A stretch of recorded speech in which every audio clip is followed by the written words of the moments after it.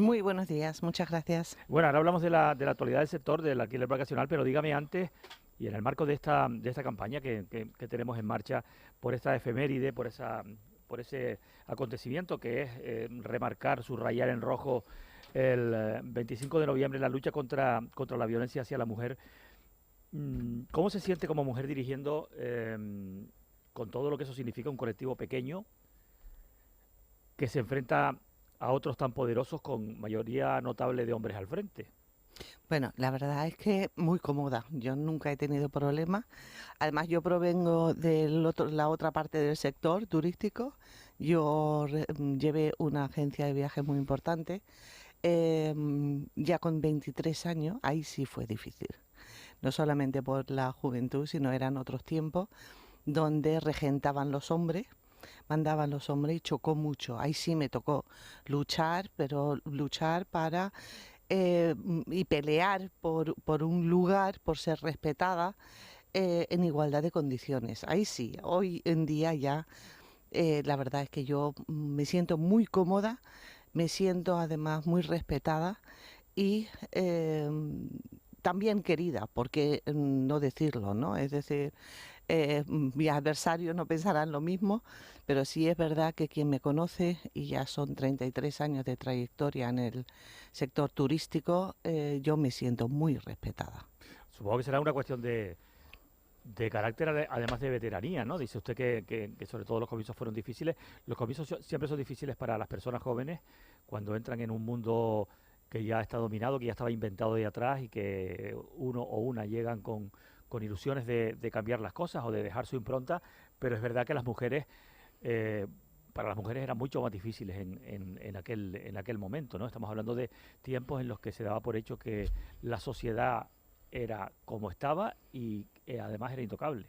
No solamente eso, sino yo también entré en el sector irrumpiendo un modelo muy estandarizado, es decir, donde la cúpula de los que regentaban hoteles tenían su edad, donde los turoperadores estaban acostumbrados a únicamente negociar con este tipo de personas y entré irrumpiendo tanto en cuanto aquello era Tenerife Turoperadores el norte.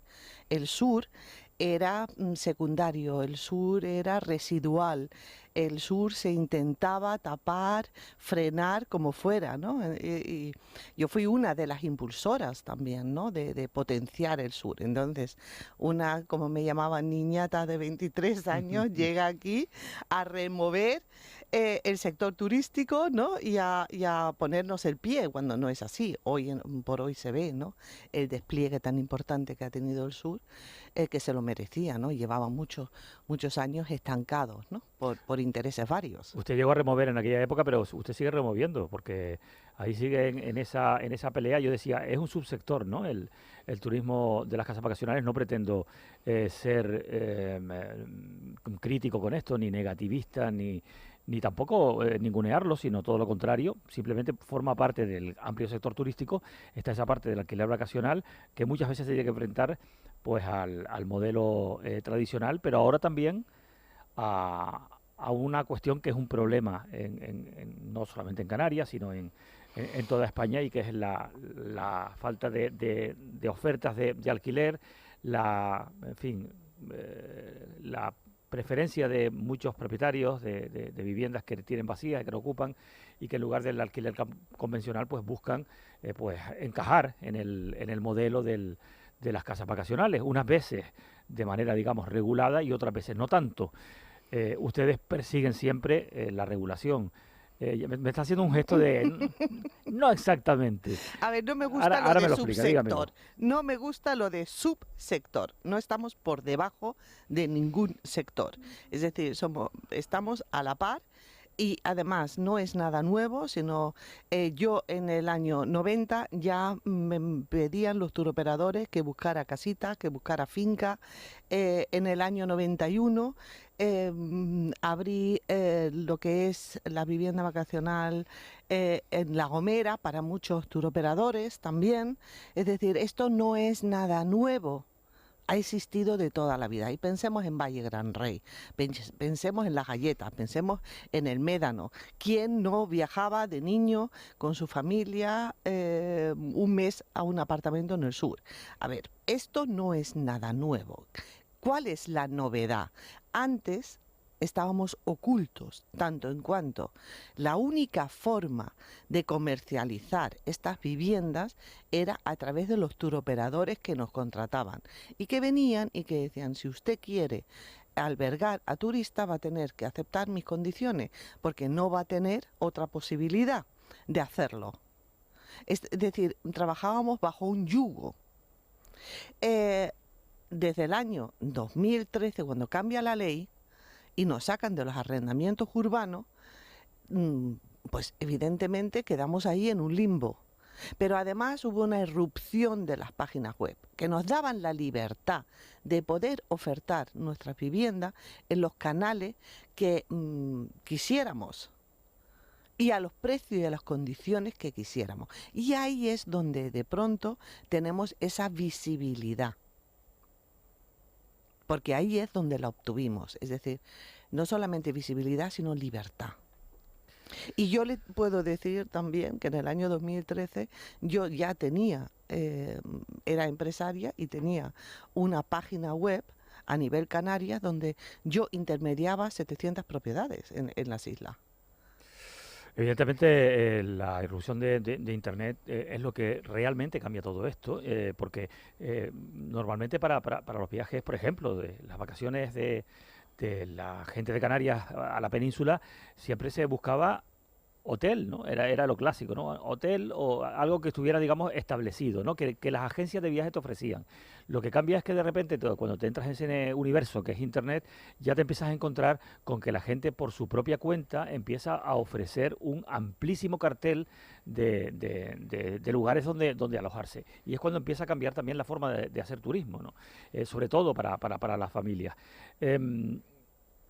¿Por qué se han tomado con cierta tranquilidad la iniciativa del gobierno de una ley para regular el alquiler vacacional, el gobierno de Canarias? A ver, cierta tranquilidad. Igual algunos colectivos no piensan lo mismo.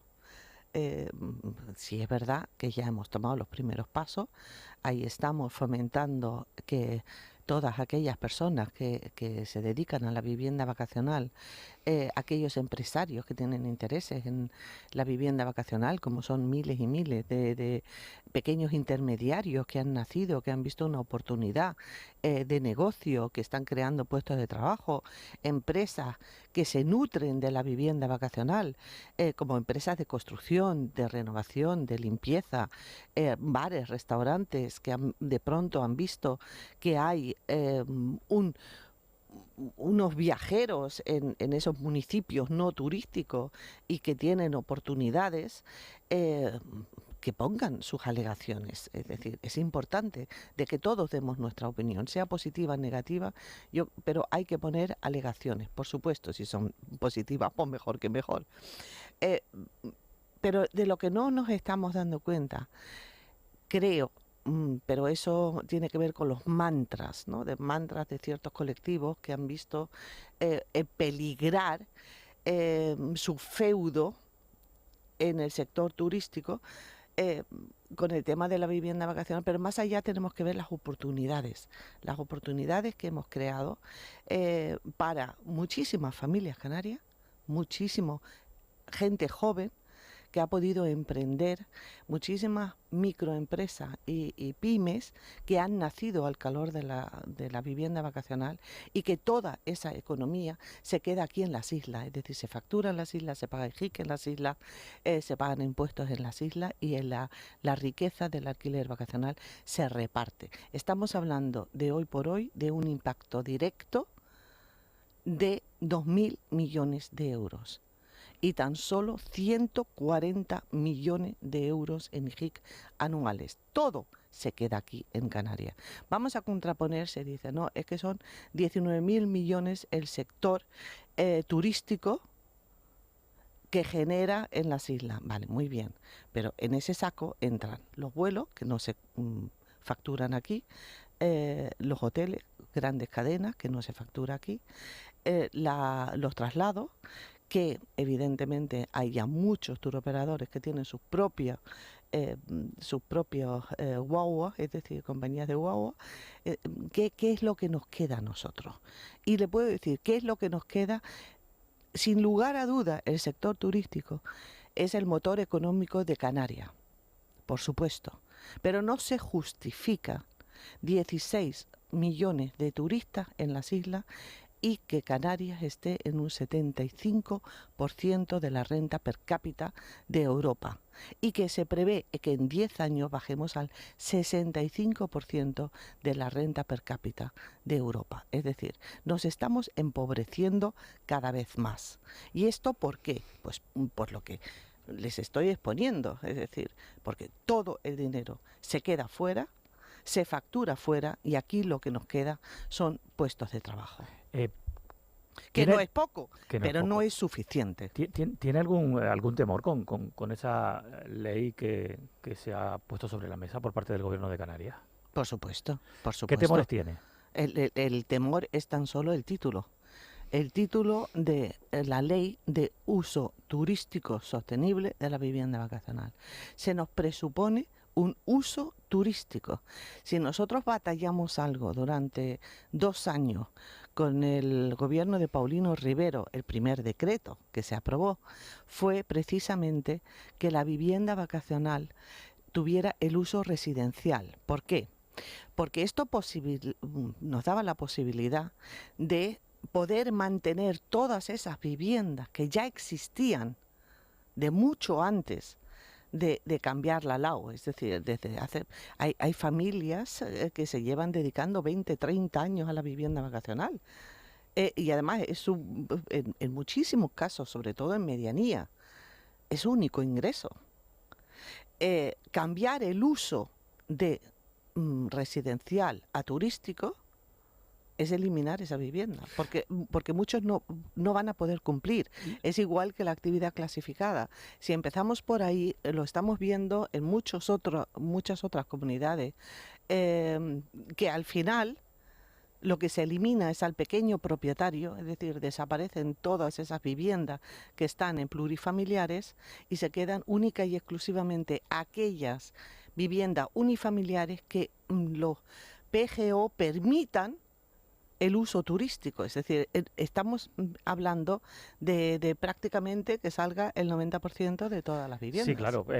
Si llevamos esto si fuera esa posición que sería, desde mi punto de vista, maximalista, en el sentido Sí, claro. de que se afectaría pues a todo lo que no estuviera en suelo turístico, entiendo, también dejaría en manos de los ayuntamientos el cambiar el planeamiento para posibilitar que esas viviendas pasaran después a uso turístico. Pero yo no le pregunto solamente por esa cuestión, por la cuestión de que se pueda prohibir pues el uso turístico en zonas residenciales. Le pregunto porque se puedan poner límites. Vamos a suponer que no sea esto maximalista, que no sea una decisión, porque sería quizá muy radical. No lo sé qué opina usted, pero parece muy radical. Vamos a suponer que se le pongan, pues en fin, algunas condiciones, digamos. Por ejemplo, limitar el alquiler vacacional en las ciudades donde compite con la necesidad de vivienda, y que allí pues se limite pues la estancia, por ejemplo, de las personas que están. Se limite a una serie de días. ¿A usted qué le parece? A ver, yo le voy a poner un ejemplo, y esto lo va a entender todo el mundo. Las Palmas de Gran Canaria saca una ordenanza, ¿vale?, donde prohíbe las viviendas vacacionales, las prohíbe porque solicita que las viviendas vacacionales tengan una entrada por separado, no puedan compartir zonas comunes como la escalera o el ascensor con los vecinos, etcétera, etcétera. Es decir, expulsa a todos los propietarios particulares de viviendas vacacionales de la ciudad, pero admite que en suelo residencial, y da licencias, en solares residenciales se edifiquen edificios completos para dedicarlos a la vivienda vacacional. Correcto. A ver, ¿cómo se come esto, no? Nosotros, y esto lo quiero dejar bien claro para que todo el mundo tenga, pero clarísimo, que ASCAF nunca ha luchado en contra de que empresarios puedan comprar edificios completos para dedicarlos a la vivienda vacacional o construir en suelo residencial edificios para dedicarlos a la vivienda vacacional. Pero ¿qué es lo que estamos diciendo? Nosotros no los representamos y nosotros representamos a las familias canarias y a los empresarios canarios que se dedican a la vivienda vacacional, ¿vale?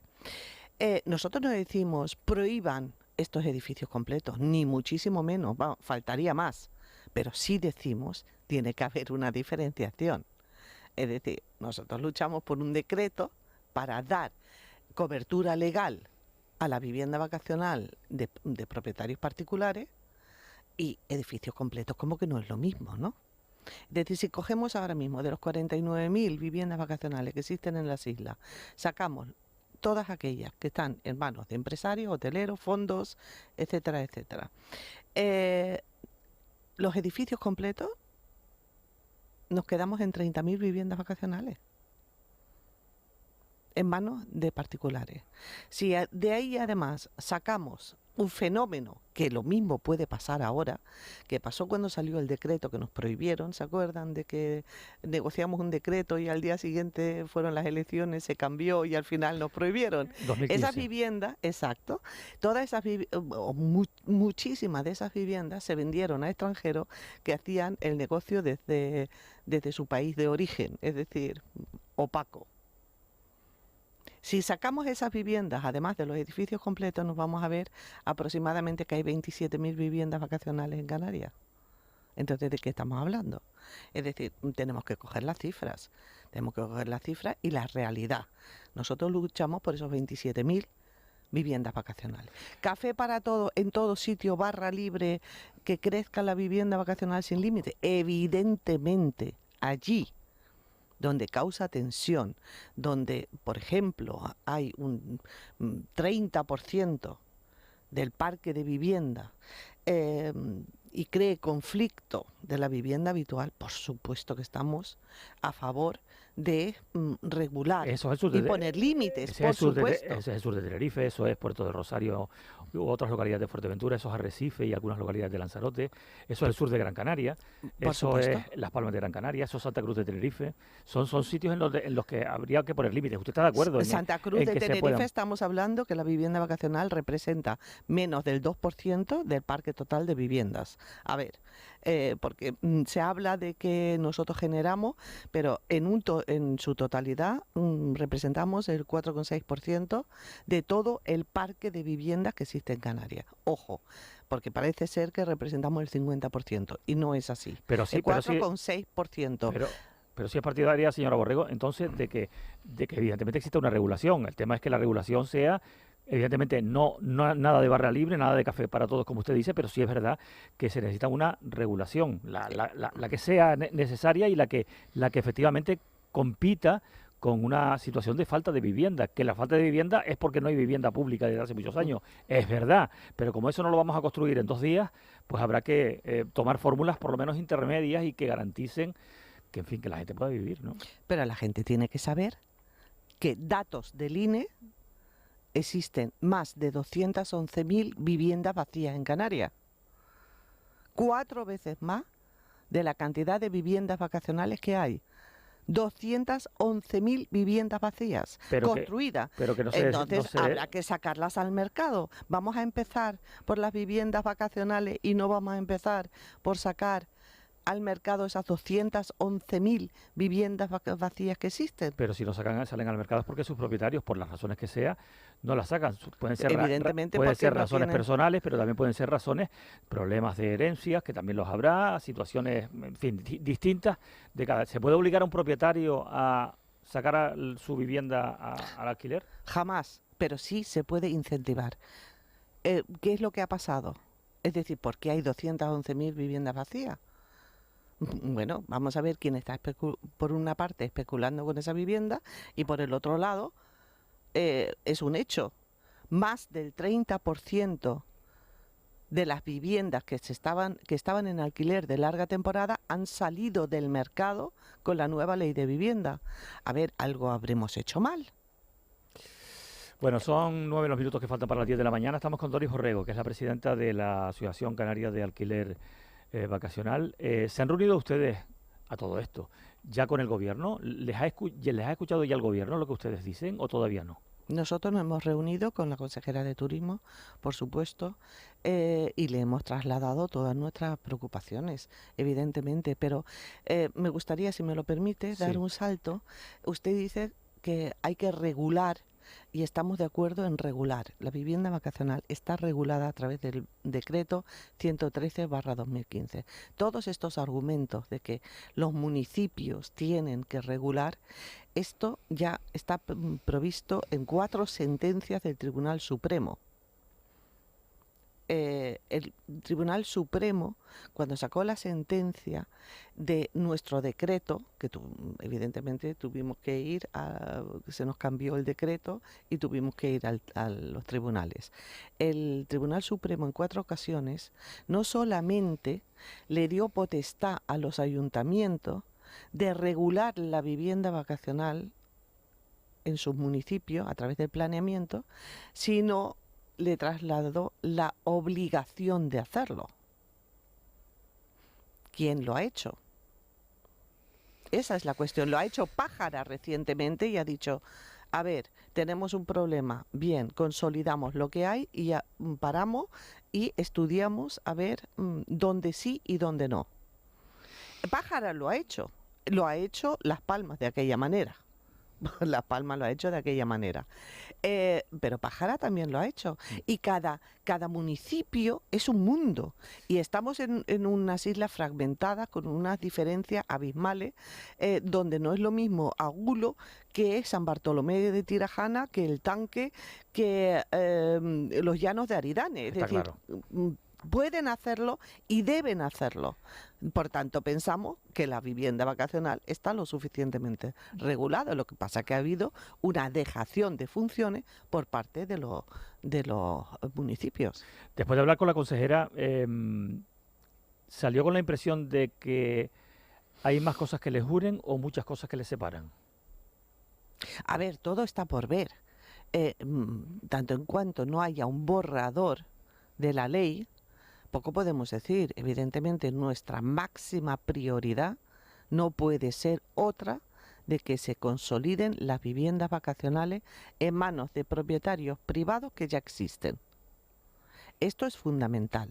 No se le puede decir a una persona que lleva 30 años dedicándose a la vivienda vacacional y es el sustento no solamente de esa familia, sino de esa persona, sino de toda su familia, y a partir de mañana tienes que alquilar tu vivienda por 300 euros. Es decir, no creamos más pobreza de la que ya existe. Eh, Vamos a consolidar lo que hay y a partir de ahí empezamos a hablar. Eso que está diciendo usted ahora está describiendo, de cierta manera, la situación de pequeños propietarios en zonas turísticas que se han residencializado en su mayoría. ¿Qué solución habría para estos casos? A ver, pero todo esto se ha permitido, es Sí, decir, claro. estamos hablando, le entiendo bien que está hablando de edificios completos, Estoy hablando de complejos completos, sobre todo de apartamentos que en su día, apartamentos turísticos. apartamentos turísticos que en su día tuvieron explotación, pero que esa explotación se abandonó por parte muchas veces de quienes se dedicaban a esa explotación porque empezaron a no verlo rentable por la gran presencia de propietarios o de gente que terminó viviendo ahí y los apartamentos que quedaban libres no eran suficientemente rentables, con lo cual se quedaron en una especie de limbo. Ese limbo propició que a través del sistema de alquiler Sí. vacacional, pues esos otros propietarios que son los, como usted dice, de toda la vida, los que llevaban 30 años pues haciendo esto, pues pudieran seguir, digamos, teniendo esa posibilidad de ingresos a través de este sistema. Me refiero a eso. ¿Cuál es la solución? Porque siguen estando en suelo turístico. A ver, ASCAF, desde el minuto 1, y además consta en nuestros estatutos de la asociación, nosotros respetamos la unidad de explotación. Nosotros no luchamos por complejos turísticos donde haya una persona que quiera dedicarse a la vivienda vacacional y sacarlo de la explotación. No. Si hablamos de la residencialización de apartamentos turísticos en su conjunto que se pasan a vacacional para luego dedicarlos a la vivienda vacacional, pues evidentemente hay que actuar. Creemos que hay que actuar. Es que estamos hablando de zonas... Porque si se está permitiendo que entren o esos procedimientos, Sí. y que luego lo que al final, vamos a ser honestos y vamos a ser transparentes, al final esto es una batalla por el poder. Y evidentemente los pequeños propietarios molestamos a los grandes poderes, porque molestamos, y lo que vamos a evitar, pero vamos hasta el último aliento, es que no nos pase lo mismo que en Madrid, Barcelona, París, etcétera, etcétera, donde se expulsan a los pequeños propietarios y al final la vivienda vacacional queda en manos de grandes empresarios, de hoteleros, de fondos buitres que se dedican en explotar edificios completos. Esto además no es vivienda vacacional. Aunque la consejería asegura que no hay ni siquiera un borrador, que se está en fase de escuchar a todas las personas o colectivos que están afectados por todo esto, parece que la intención es dejar a los ayuntamientos que consideren qué suelo pueden residencializar y cuál no. Es decir, que en los casos que yo le acabo de exponer, esos propietarios, pequeños propietarios que están en una situación de limbo, digamos, y que, bueno, al final, como no tienen unidad de explotación, pues están dedicándose a alquilar por su cuenta, pues que el ayuntamiento regule esa situación a través de sus planeamientos y diga, bueno, vale, esto que era zona turística ya deja de serlo y se convierte en zona residencial. No, vamos a ver, nosotros estamos hablando de una cosa diferente. Nosotros estamos hablando de que el decreto 113/2015 ampara a todos los propietarios en suelo residencial a poder dedicar sus viviendas a vivienda vacacional. No tienen que ser en zonas turísticas, es decir, pueden estar en Vilaflor, como en Tejeda, como en cualquier parte o en cualquier municipio, lo cual evidentemente también ha abierto la posibilidad a aquellos ayuntamientos no turísticos a beneficiarse de una economía que antes no tenían. ¿Vale? Está clara esa defensa. De lo que se trata entonces es de buscar soluciones o límites en las zonas tensionadas, y en eso sí van a encontrar en el mismo lado a la Asociación de Alquiler Vacacional. ¿Correcto? Nosotros no tenemos ningún problema en sentarnos siempre y cuando se consolide la oferta, las viviendas vacacionales que existen hasta ahora y que han cumplido religiosamente con un decreto que aportaron una declaración responsable, han hecho las cosas bien, están pagando sus impuestos, han hecho grandes inversiones en su vivienda, porque esto no es gratis, hay que hacer inversiones en las viviendas para dedicarlas a la vivienda vacacional, queden consolidadas y a partir de ahí podemos hablar. Doris Borrego, muchas gracias por venir a la radio pública a explicar su posición. Mucha suerte. Muchísimas gracias. Que llega por delante, ¿vale? Muchas gracias y por darnos voz, porque sin ustedes no seríamos nada. Muchas gracias. Buenos días. Buenos días.